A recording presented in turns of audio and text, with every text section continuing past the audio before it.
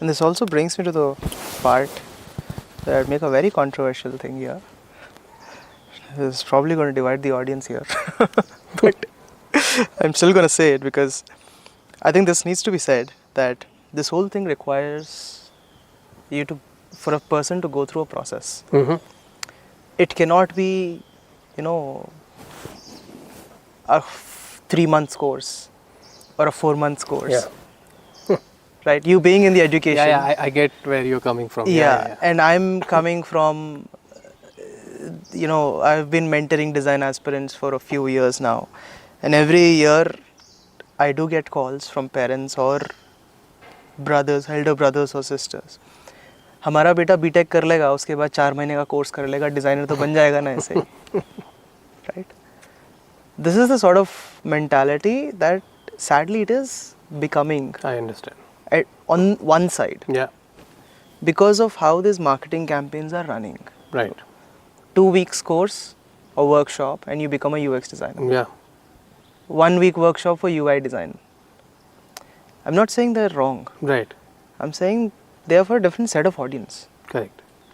Right? They're not for people who want to venture into design and become designers.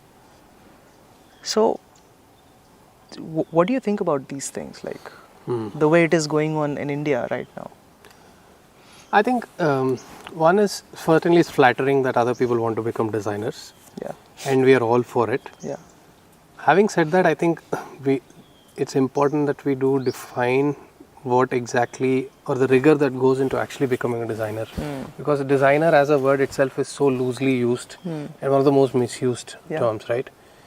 People from who could probably do photo editing to someone who's probably designed the logo of IBM are all graphic designers. Yeah. Now there has to be some level of distinction here, and this also brings me to a very interesting quote which was done by one of a visiting professor to Oxon, Mr. Shujoy. He made a very interesting point.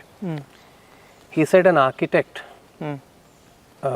is very clear from a person who is a civil engineer. Right. A civil engineer cannot claim that he is an architect. Right.